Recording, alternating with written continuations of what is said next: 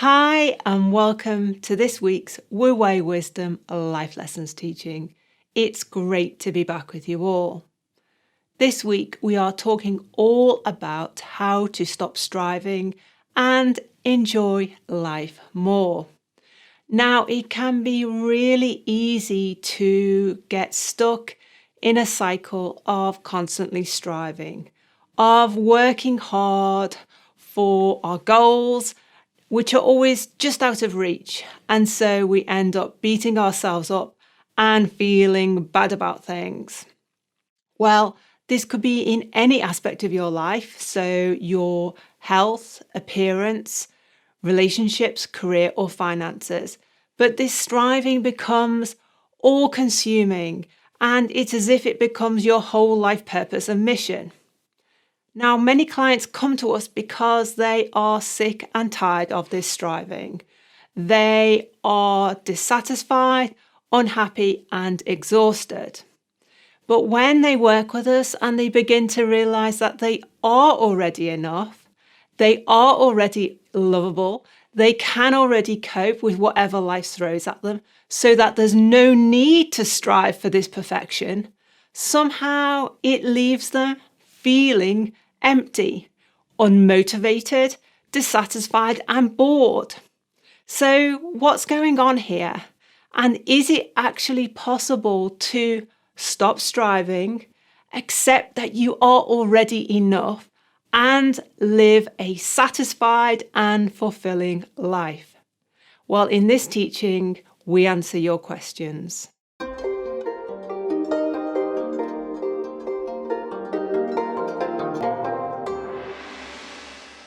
Okay, David, so let's just start at the very beginning of this equation. Why is it that we have this need or craving to strive, to be better, or to be the best? Well, this is a great question because it's one of these questions that go right to the heart of two or three of the Wu Wei Wisdom teaching. So we'll be able to explore that in this teaching. So why do we strive? Well, the word strive is very interesting because wanting to reach the best that we can be is a good thing, surely. And I would say yes. Reaching your potential is what I'm trying to encourage you to do. Being able to flourish is why you're listening to this. So these are all good. So what we're talking about when you listen to the question that somebody sent in is, why does it go to the extreme? Why can't I just be on that journey in this natural flow? Why do I have to go and strive and never satisfied? And then that falls into one of the basic Wu Wei teachings that we call CCJ: criticizing, comparing, and being judgmental. And this nearly always falls into comparing yourself with other people, even comparing yourself with yourself, perversely enough, that you're never happy. Remembering lots of other teachings, I talk about raising the bar. It's like a high jumper jumping over the bar. And so you keep raising the bar to lift you up. But every time you jump the bar, you go, well, let's raise the bar a bit higher. Let's raise the bar a bit higher. Let's raise the bar a bit higher, until you can't jump it. And then you go, well, look at me, I can't even jump the bar. So I think what I've heard you say there, David, is that it's quite natural, quite authentic, quite appropriate for us to want to be the best we can be, Yes. For us to grow, develop, and flourish as human beings, Yes. both for ourselves and I guess those people, our family that we're supporting, because we want to be in the best possible position to support them too, as well as ourselves. But that there is something that's going wrong here, which is taking this desire to be our authentic best and taking it to the extreme where we then start to compare, criticize, and judge ourselves. So what kind of flicks that switch from it being authentic and appropriate to being inauthentic and inappropriate? So again, that's what I said. It comes down to another core teaching. So this is what we call the inner child. Now, you may not be familiar in the way that we use that term. You may prefer something like the emotional mind, or the ego, or the ultra ego, or the subconscious mind. I like the term the inner child because it refers to a part of your mind that's almost locked and frozen and becomes a filter the way you look at life. It normally happens very early in your child development when you're between the ages of 6 and 9 years old, seems very important to me. And it's that part of your mind that's never satisfied. And you used a word there that kind of signifies the characteristic of that part of the mind, extreme. It doesn't like the wu-wei flow. And I often refer to it like a pendulum, where it will swing one extreme where nothing is ever good enough and you want to be better or on a pedestal or superior or special, or it will swing to the absolute opposite where it criticizes you and tells you you're not good enough, you can't cope, you're unlovable, all the things you said in your intro. And so those two extreme ends of this pendulum is what this question is addressing. So when we are in that inauthentic striving mode, in that CCJ, that self-criticism, being self-judgmental, comparing ourselves negatively with other people, that hard driving ourselves mode, we are essentially being led by the inner child. Yes. And we're at those energetic extremes of the emotional pendulum. Now, we've done another teaching, which we talk about, the Wu Wei Wisdom teaching of the emotional pendulum. And I will put a link to that in the show notes.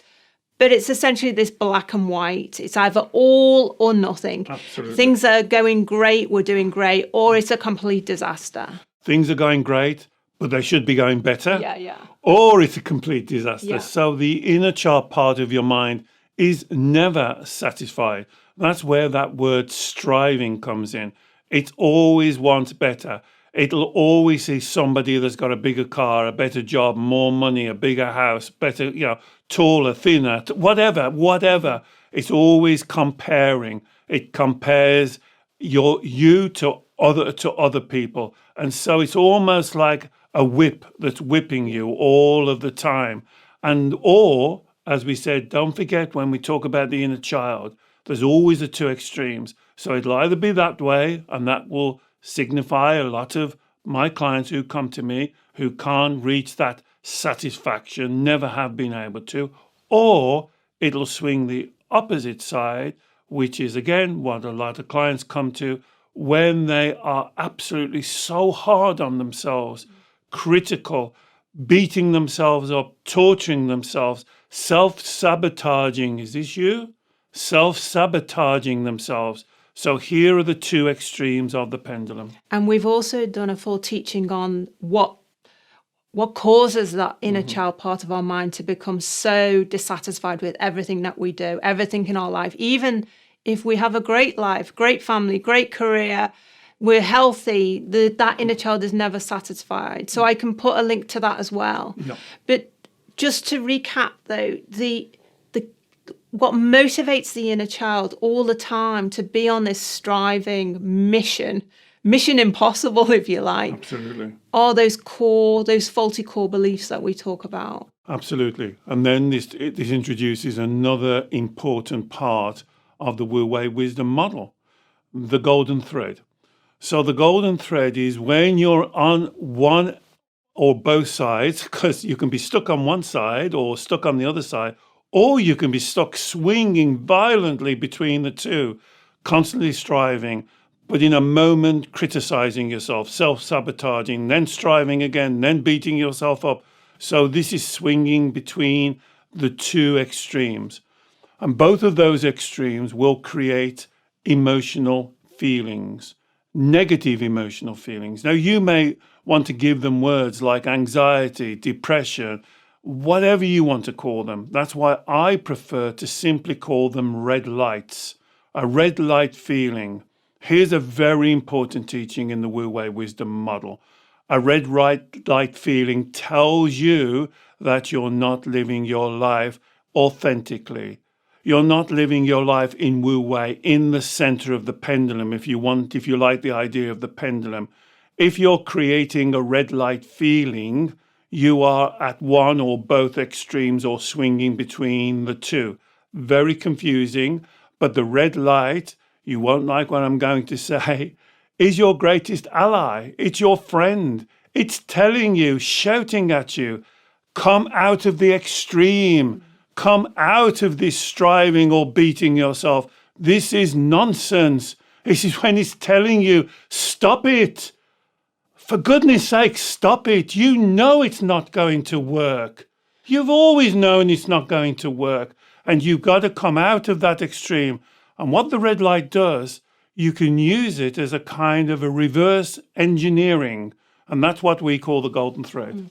And I think, though, David, that a lot of people, when they're striving for something, so whether it's like a health goal they set themselves to lose weight, or a money goal, I must save up this amount of money by the end of the year.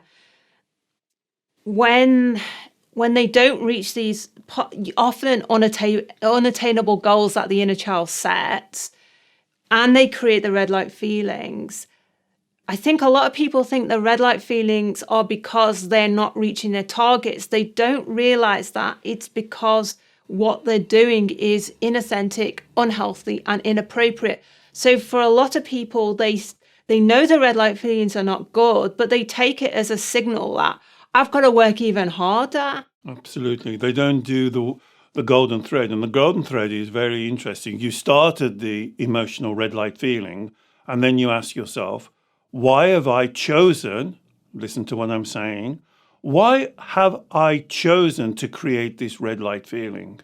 Because remember, you are the creator of your emotions. You are not the victim of them. And this is where you'll get the most resistance from that part of your mind that we're categorizing as the inner child. She or he will not want to accept that they are creating the emotional feelings. The inner child sees and understands that the emotional feelings are coming externally into them. Yeah. And they have to protect themselves. Have you heard yourself saying words or statements like, I have to be emotionally safe, or I have to be emotionally protected, or I can't cope with my emotions, or my emotions are out of control, or other people affect my emotions, or all of the other things? All of those are taking away your accountability for creating your emotions and making you the victim. So is what you're saying that we often, when we get the uncomfortable or painful red light emotions through this constant striving, we often think it's because, the boss didn't give me a promotion because I haven't worked hard enough, or the girl I was after isn't interested in me because I haven't got myself into good enough shape. It's like we're thinking it's because they've rejected me or they've done something, therefore this is why I'm feeling bad, rather than us kind of, I guess, looking within, as you say, and asking the question, why am I creating these emotions? It's not about them, it's about my mindset. Well, you're absolutely right, Alex. And this is where the analogy or the metaphor of the inner child works really well, because you don't question your belief system. What the inner child does, exactly what you says, it turns it back onto yourself. It tells you one of the three lies, and here comes another core Wu Wei teaching. It will tell you, I am not good enough. The boss didn't give me the rise because I'm not good enough. I can't cope. Oh, this is too much, this job, this career, this relationship is too much for me, I can't cope. I'm unlovable. Oh, look, they've left me because it's me. And so it turns you back onto you. And instead of looking at your belief system, the real cause, the root, the foundation, what I call the fountainhead of the problem, you don't. You go off onto some carousel going round and around and around in ever decreasing circles until you go deeper and deeper, like a hamster's wheel. That's what the carousel of despair is like, running faster and faster and faster, getting nowhere, trying to prove something that can't be proven, instead of doing the reverse engineering, going back from the original red light and having a look at the belief that created the red light, because that and only there can you change? Because don't spend your life expelling your energy and your life force on chasing a dream. When I'm doing this teaching, I often think of the donkey and the carrot, because you're just trying to grab the carrot, and every time you move forward, you never get there. But you already know this. I'm telling you something you already know. The question for you is, why do I do it? And that's the accountability. That's what you've got to own. Stop blaming other people. Stop looking externally. Look internally. Look at your core root belief system. And I think that point you make about we already know this. Absolutely. I really believe that there are so many people who are on this hamster wheel of striving, in this mode, which is all consuming for their whole life in terms of the time it takes, the energy it takes, where they put their attention. They know it's wrong. They often know, if they've done some self-development work, that it is fueled by those lies that you talked about. Believing that we're not good enough, believing that we're unlovable, believing that in our current situation we can't cope or manage with life, therefore we've got to work for perfection. So we know there's something wrong with this equation that we are operating our life by, and yet we still do it, because it's almost like we're fearful if we step off the hamster's wheel of striving, what do we do then? Because this is basically, the striving is our whole life story at the moment. Well, I hope you were all listening to what Alex said then. We are fearful of stepping off. Do you see what happened there? She created a fear, and then she used the fear as the excuse of not stepping off. And that's what we do. Yeah. See how it's all written into I use these mistaken words. But that was very interesting. We're fearful of changing. We're fearful. We're scared. We're frightened. And so that emotion is not then something we've created. It's something that's controlling us. That's why you've got to really think hard and meditate on. You are the creator of your emotional feelings. You are not the victim. And so what you said is absolutely right. This is the story that part of your mind that I call the inner child. This is the inner child story. And although your inner child is very intelligent, you know what it really favors? It favors the familiar. And so it will prefer to go down a path. I always think about it like a track, like a railway track.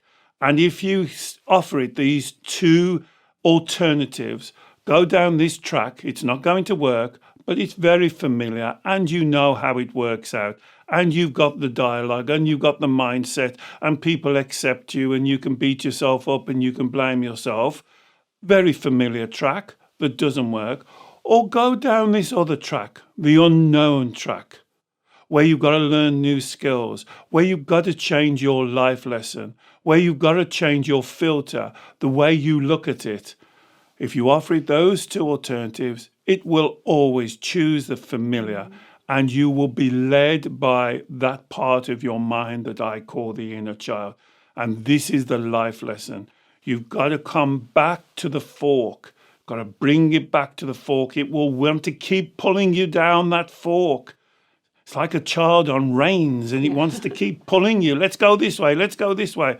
And you've got to take absolutely accountability and self-responsibility for saying, no, hold on, drop your shoulders, take a breath.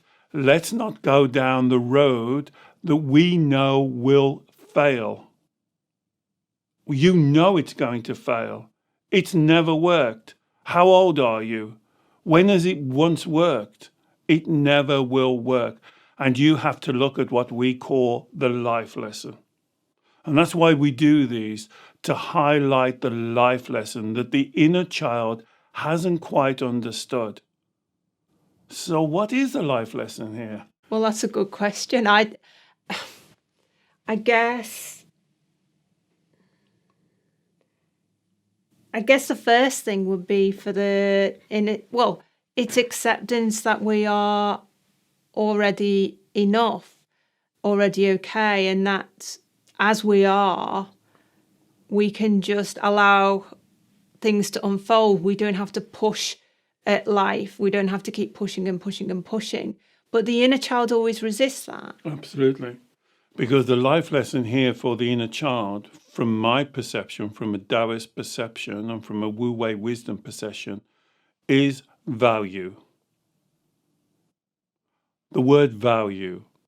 So the inner child has been taught, we have been taught, that value comes externally from other people, whether you call it a validation, a reassurance, love, attention. And the inner child is always searching externally to other people to give them that value, that attention, that love. And so it's constantly on the hamster's wheel, the treadmill, to look for that. That's why it wants to do better than anyone else. It's got this misguided belief that if it was somehow superior, other people would love it and appreciate it and take care of it and honor it. In actual fact, it would be the opposite. They wouldn't like you because you'd be superior. So, and then when you don't do well, it's so hard on yourself because it devalues you. And so we get taught as children by our parents that you have to earn love. You have to earn value. It's something that's outside of you, that your parents, your sibling, your grandparents, your teachers, your bosses, look at the boss. The boss has to give me value. The boss has to tap me on the head and tell me I've done really well. Well, how about if he's a crap boss? How about if the company's no good? Why are you still striving? Why can't you step back and look at the whole situation from a position of self-value? Yeah, but David, I know a lot of people will hear what you're saying and say, yeah, that's all sounds great. Value myself. Don't worry about what other people think of me. But it's easier said than done. We had a great question from a member of our Facebook community. And he's been following our teachings for quite some time now. He's been really kind of trying to apply them to his life. And he's really into kind of health and fitness and exercising and I guess striving and driving himself hard to lose weight, get fit, get in shape for a future girlfriend, a future relationship. But he says, I'm now learning to love myself, value myself, to accept that I am already good enough. So he's doing the work. He's done the golden thread process work. He's putting in place more healthy and authentic beliefs. But now he's starting to change his thinking, change his story to something that's more authentic. He says it's like his inner child is kicking back big time because his inner child is saying, well, I've got nothing to aim for now. I've got no motivation. It's boring just thinking I'm already okay because now I've got nothing to aim for in life. But that's a great example. I didn't know that question. That's a wonderful example. So first of all, again, roll back the tape and listen to what Alex said. He said, first of all, I want to get this super fit and have this, whatever it's called, 8-pack or 10-pack or whatever it's called, for a girlfriend. So you see, value. He's not putting value on himself. He's letting a girlfriend give him value. Then when he says, oh, okay, that's not working, that's not going to work out, I can see the logic behind that, that doesn't make sense. Then the inner child steps in and goes, well, we're not worth it. It's not worth doing it just for us, is it? For our health, for our well-being, for us to reach our potential. Hear the inner child speaking. We can't do it just for us, can we? Because that's boring. How can you, as a spiritual being, oh my goodness, I wish I'd got you here. How can you be boring? You're an amazing human being. Look at you. Do you know There is not one person in the universe like you. You are totally unique. Your potential is absolutely unfounded. And you're trying to convince me you're boring. This just doesn't make sense. And that was a great example of the inner child striving to get a girlfriend, one extreme, not striving, oh, well, we might as well go and get drunk. We might as well eat too much. We're boring. We're not worth it. You see, and all of that comes down to self-value. And that's the life lesson. Because if you do not value yourself, why do you expect that other people are going to value you? Value is not a commodity. Let me repeat this teaching. Value is not a commodity that someone gives you.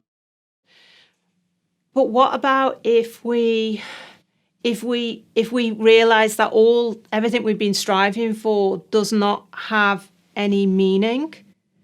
What if for example, if we were going to the gym for 3 hours every day, working ridiculously hard in the gym, or working really, really hard, accumulating money just for the sake of accumulating it, because originally we wanted people to like look at us and go, wow, how amazing are you? What if we wake up? What if we develop new authentic beliefs and we wake up to the fact that all these things were just a waste of time? Then it's like we've had the rug pulled from under us. What becomes...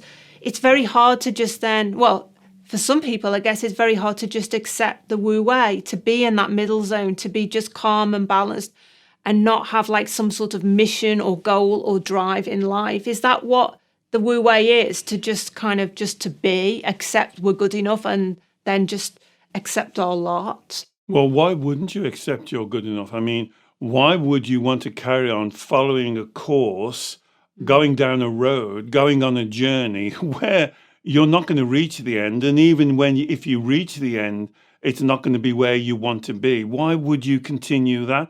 That sounds more foolish than anything else.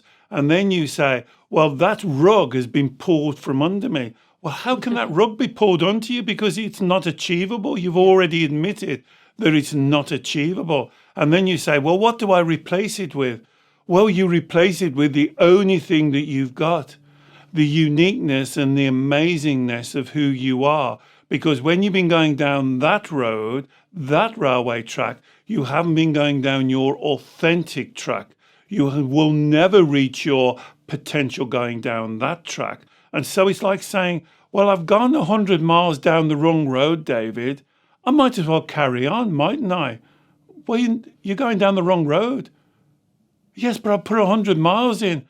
Well, then there's 100 miles to come back to go down your right road, the road that gives you value, that you give yourself value. Remember, as I've said in many videos, when you were born, when you came down your mother's birth canal and the midwife held you in that delivery room, she didn't look around and say, quick, can somebody give this child some value? You intrinsically have value. You intrinsically have worth. You are lovable. Love is an emotional feeling that you have to create for yourself. Now you can say, no, David, I want to waste my time. I want to carry on for the rest of my life, please. Okay, I'm not going to stop you. Let me go farther down the road to nowhere. Because I'm so used to the road to nowhere. Carry on down the road to nowhere, because you know where that's going to lead? Nowhere. Turn around, come back and go down the road to somewhere, to your value, to who you are, to your authenticity, about looking after you and living your life to your truest potential so you can flourish. Here's the life lesson. And if you've got to walk back 100 miles, at least immediately you turn around, you're now going in the right direction. Yeah, because I think, David, just to refer back to the gentleman in our Facebook group and his example, I guess if his inner child is saying to him, this is boring, we've got nothing to aim for here now, I just want to give up on everything. What the inner child, I guess, is trying to do is to drag this gentleman back to the familiar striving, working hard, setting unattainable goals for his kind of health or lifestyle or appearance or whatever it is. Or his girlfriend. Or striving for the perfect girlfriend or the perfect relationship. Because the inner child is only giving him one alternative option. The inner child saying, this is boring, this is no good, this is not all it's cracked up to me, this I think I'm enough malarkey. Let's go back to where we were, because at least we had a motivation, a reason to get out of bed at 5 o'clock in the morning and get down to the gym. And what you're saying is actually what's happening now is this is a sign that actually the old story, the old mission, the old purpose wasn't authentic. And it's almost like we've got to sit down and take the time to write out a new script, a new set of authentic intentions for us that would reinforce our value. Yes, because this is what we would call emotional education. So you have to learn how to speak to your child. Because, I build all of my sessions with my clients. I know I meet the inner child and they come and they present, they tell me they're awful and they're nasty and they're trying to get rid of them and kill them off. This is not true. I don't know, I know other practitioners say this. Your inner child is you. It's a beautiful child of about 6, 7, 8, 9 who's stuck. She's stuck. She's stuck in a corner of a dark room, scared witless. She doesn't know how to deal with emotions. She doesn't know how to deal with reality. She doesn't know how to deal with life. And we've got to go and talk to her and answer her questions and hold her hand and allow her to develop a new story. And that would be based on what I would call Shen, or your spirituality. Truth, honesty, and integrity. Going down the road to nowhere has none of those values, not one. It's not truthful, it's definitely not honest, and it has zero, minus integrity. Going down your authentic road, we have to now convince your inner child that that is where she'll find the value, inside of her, not external to her. And that is almost like a flip. In fact, in our model, we do call it the flip. You have to flip because the way you've been doing it is completely the wrong way.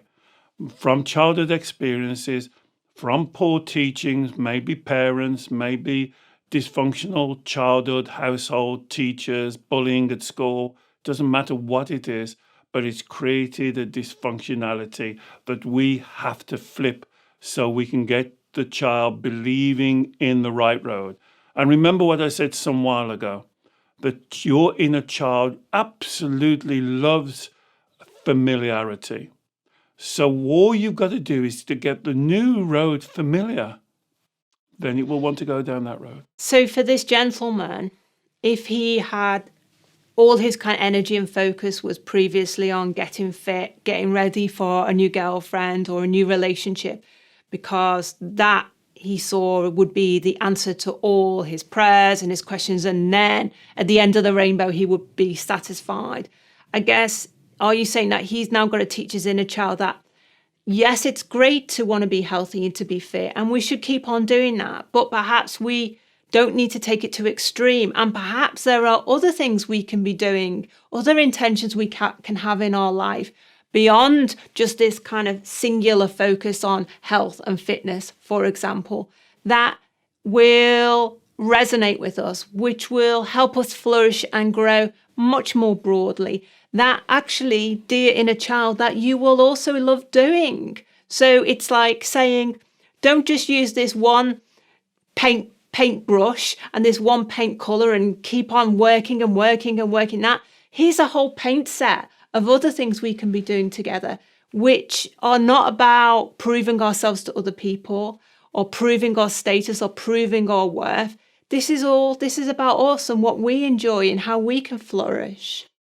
It's always very difficult to give a diagnosis because you don't know the whole story. But on the little bit of evidence you've shared with me, I think the work that you would want to do with that gentleman is to say, Why are you only going to get value when you meet this mythical girlfriend?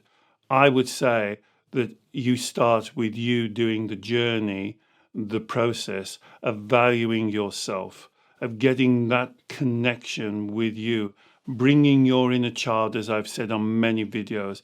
Not that the inner child is separate, criticizing you, looking at you from the outside in and saying all those things.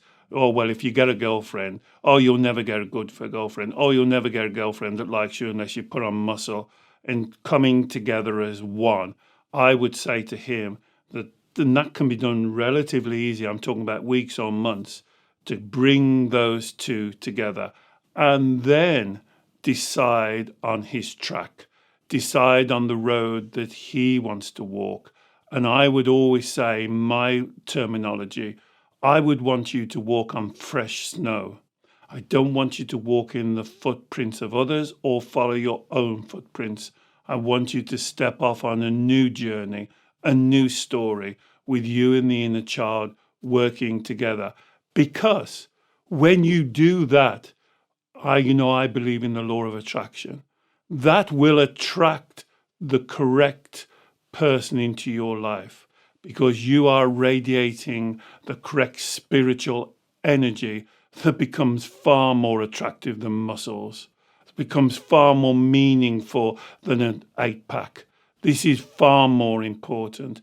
And that person, male or female, will be attracted into your life. And that will be someone that you can consider building a long-term relationship from your truth, from your honesty, from your integrity, because they will see who you really are, not a mask of who you think you should be. And that's just a wonderful byproduct as well. And built upon the fact, as you say, that we truly, honestly, authentically believe we're already enough. So everything we do in terms of our intentions, our goals, comes from that place of authentic knowing, not from the unstable foundations of the striving. And that authentic knowing is the life lesson. Yeah. To have authentic knowing, you've got to have authentic self-value. Yeah. If you do not have self-value, where are you? Where do you believe that you will get your value from? Do you believe it's a commodity? Do you believe that other people have to give it to you? Whether that's your boss, whether that's your partner, whether that's your family member, mother, father, where do you get your value from? And that's the life lesson for this teaching. Look inside of you for your value.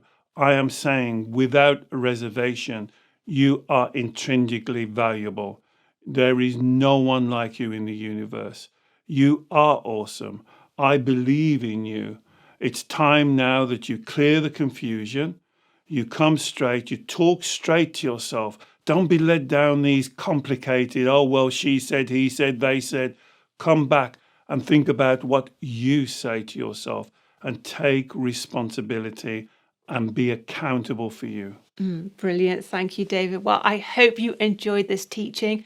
As I say, I will put links in the show notes to our teachings on the emotional pendulum, why the inner child gets so dissatisfied with life, and issues like constantly striving for perfection. So we've got lots more information for you on those topics. If you enjoyed the teaching, please do comment below and ask us a question or share it with someone else who you think may also benefit. David works one-to-one with clients all over the world every week by Zoom video call, and I will put information on David's sessions below in the show notes if you'd like to learn more about them.